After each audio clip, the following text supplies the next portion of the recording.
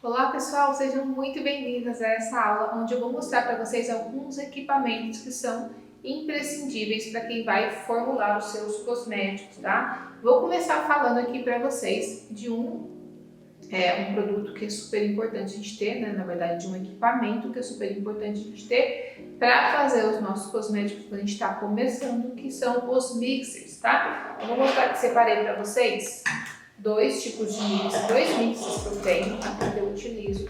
Esse daqui, ó, ele é de 200 watts, ele é um mix de plástico, tá? Totalmente de plástico.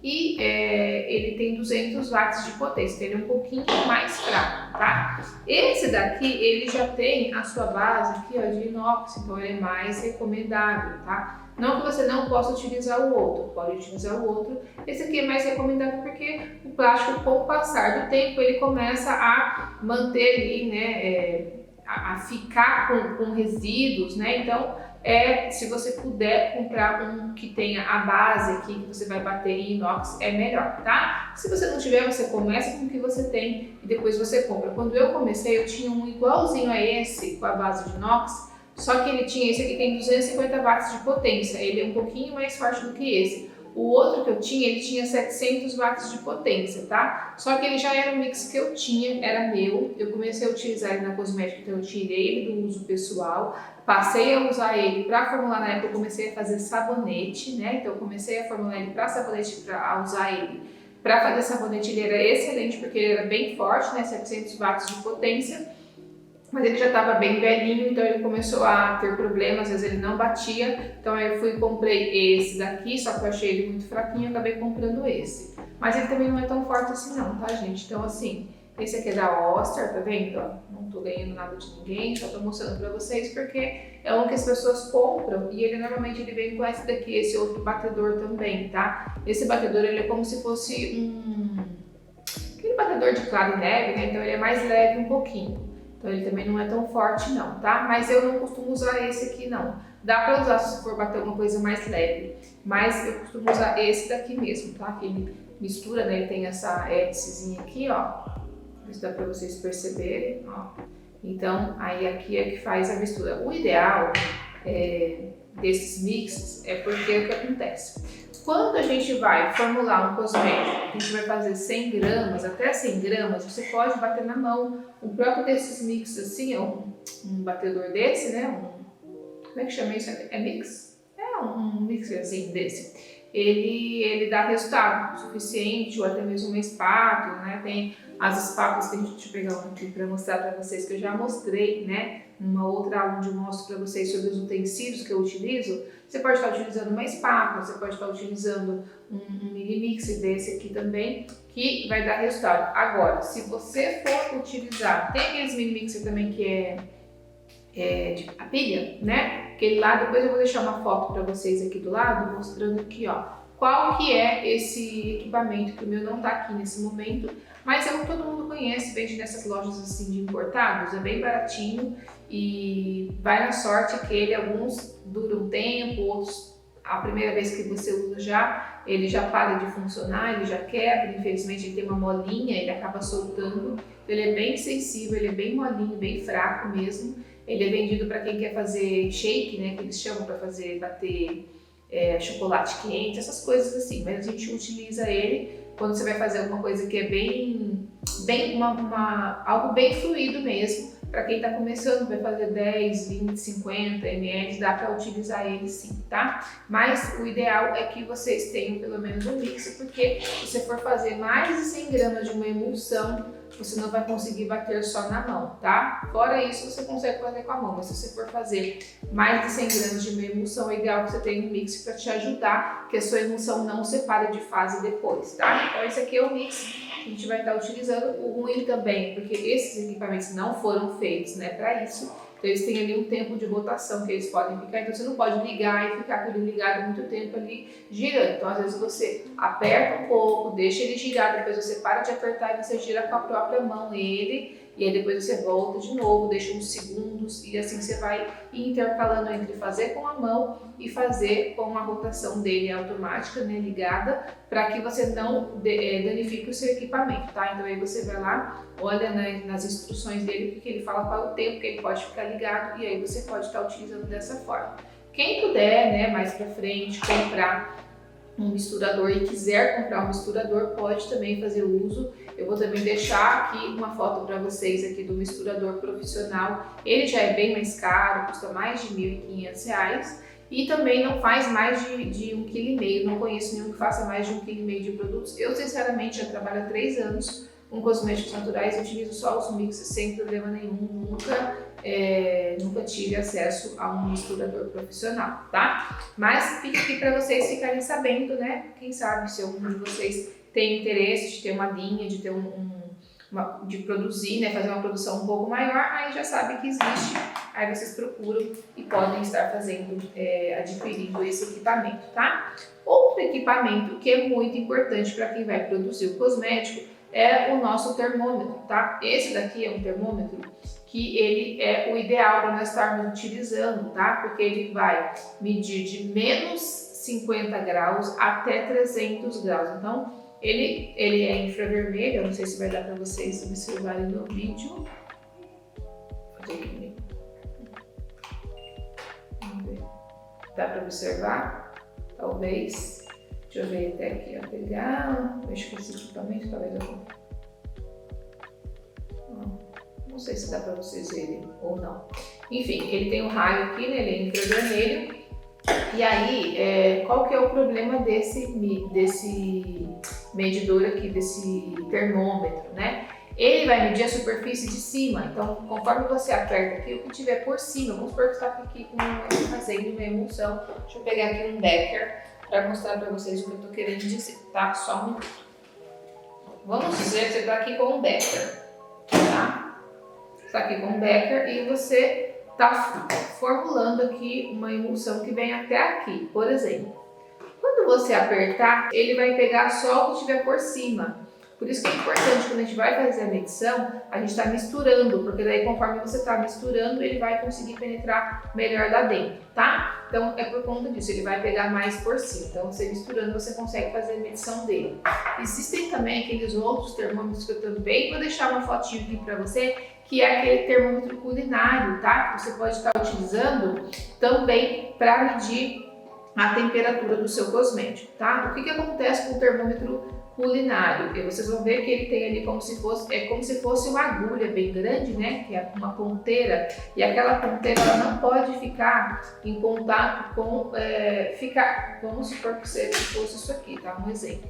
Aí ele tá aqui, ó. Se ele estiver aqui, e isso aqui estiver em cima de um fogão, de uma chapa de aquecimento, ele vai estar muito quente, então ele vai estar pegando a temperatura daqui de baixo. O ideal é que daí você erga ele um pouquinho para você ter certeza de que ele vai estar medindo a temperatura de dentro do seu cosmético, tá? Então, eu vou deixar a foto dele aqui para você também ver a respeito, porque esse também não tenho, nunca tive. Eu sempre fiz uso do termômetro digital, tá? Quando eu comecei a fazer uso daquele termômetro digital que a gente usava para medir a nossa temperatura, que foi bem na época da pandemia, todo mundo tinha, mas aquele realmente não é o adequado, ele não mede tão precisamente quanto esse. Esse aqui realmente é o termômetro adequado, se for o termômetro que ele é automático, eletrônico, né, que a gente chama. Então é esse daqui que é o ideal, tá? Outro equipamento que é super importante, que as pessoas me perguntam muito a respeito, é a balança, tá? Então essa daqui é uma balança que eu utilizo, de todas que eu já experimentei. Tem aquela que parece uma calculadorazinha, foto aqui do lado para vocês, parece uma calculadora, ela funciona, porém o que acontece, ela não tem a precisão que essa daqui, por exemplo, ela vai ter, tá? Ela não tá tão novinha assim que eu já utilizo ela, mas é a segunda que eu compro desse formato aqui. Eu tinha uma, essa outra que eu tinha, ela ia de 0,01 grama até 200 gramas, tá? Essa daqui ela vai até 500, então aqui, ó, ela vai até 500, você tem que observar aqui, tá? Tá mostrando que vai até 500 gramas e que ela começa com 0,01 grama. Por que isso é importante? Quando a gente vai fazer pouca quantidade de produto, eu preciso que ele meça pouca quantidade. Então, se ele vai de 1 em 1 grama, ele não vai pesar meio grama, 3 gramas, né? Então, preciso que ele seja de 0,01. Então, quando você for fazer a compra, você observa, se lá está escrito que é balança de precisão de 0,01 gramas até, e aí de preferência você compra até 500 gramas, que é melhor do que até 200 gramas. Vou deixar a fotinho dela também para vocês, tá aqui no material de apoio, essa daqui que eu comprei. Vocês acham ela na Shopee, vocês acham ela no Mercado Livre, tá? Tranquilamente. Ela deve custar em torno de uns R$70, tá?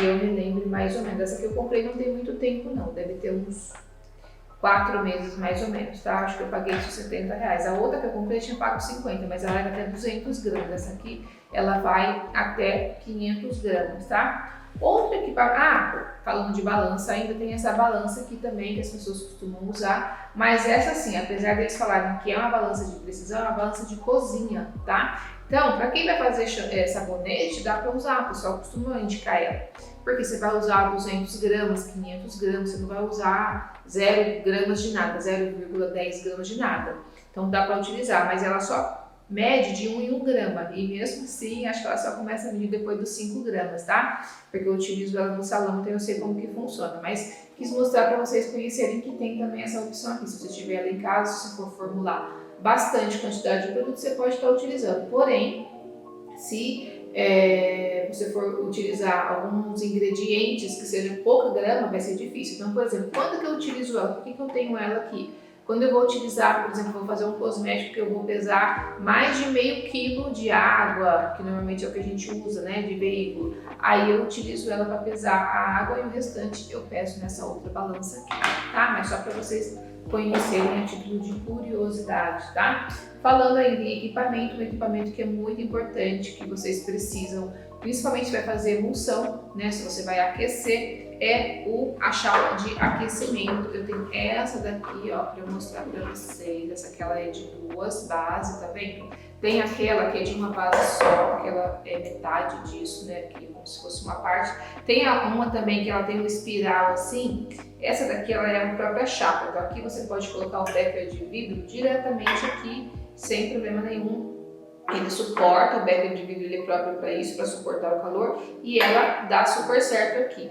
Se você tiver aquela outra que parece um espiralzinho, aí não dá para colocar direto, precisa colocar aqui uma panela e fazer banho-maria ou fazer usar aquele espaçador, tá? Esse daqui também ela é super, é um equipamento que é importante vocês terem e que vocês conseguem com um preço bem legal também.